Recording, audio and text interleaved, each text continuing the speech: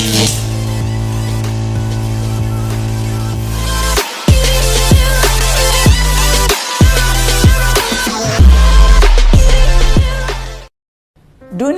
di tahun 2050. Bayangkan, udara saja tidak berpihak kepada kita.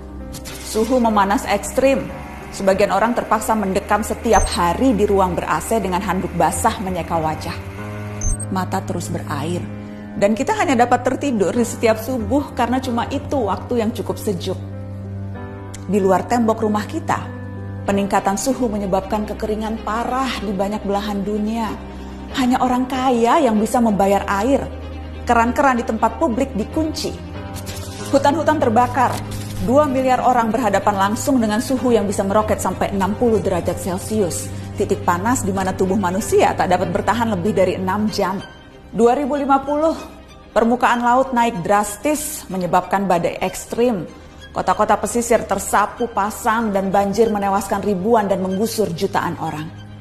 Beberapa kota terpadat di dunia tenggelam, termasuk Alexandria, Kairo, Mumbai, Shanghai, Bangkok, dan tentu saja Jakarta. Orang-orang harus mengungsi ke tempat yang lebih tinggi. Setiap hari kita akan melihat foto rombongan keluarga mengarungi banjir. Yang agak beruntung bisa tetap tinggal di rumah dengan air hingga mata kaki. Seperti Jakarta di tiap musim banjir, tapi ini di seluruh dunia. 2050. Pandemi bukan hanya varian COVID. Perubahan suhu, banjir, urbanisasi, dan pergerakan populasi manusia mengakibatkan penyebaran penyakit. Setengah dari populasi dunia beresiko tertular malaria atau demam berdarah. Wabah baru bisa melampaui angka kematian penyakit jantung, menciptakan krisis perawatan kesehatan. Perusahaan asuransi pun menolak melayani. Apa yang kita lalui 2 tahun kemarin, tampak tak ada apa-apanya.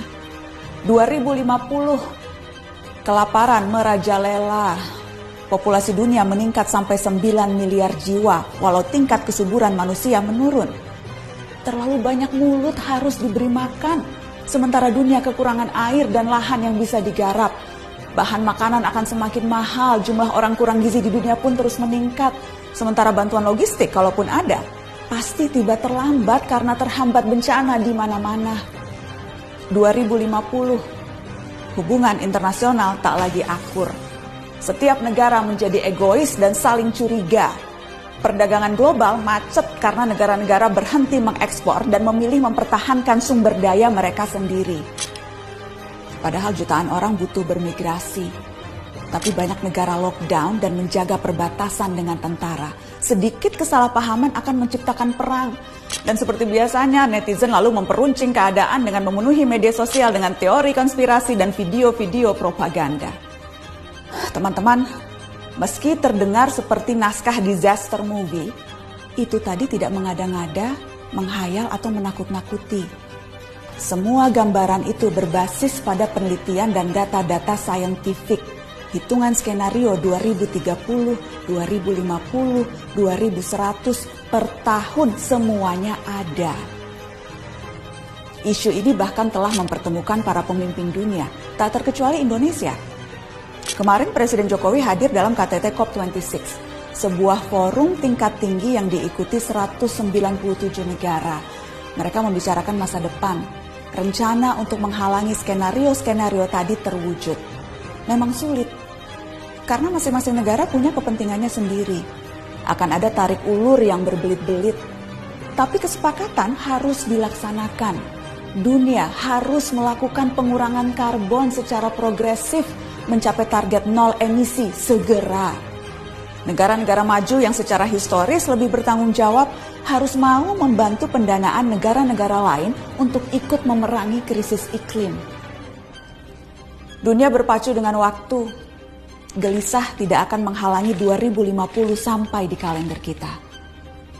Kita harus serius mempelajari isu ini, termasuk mengawal kebijakan dan langkah-langkah pemerintah.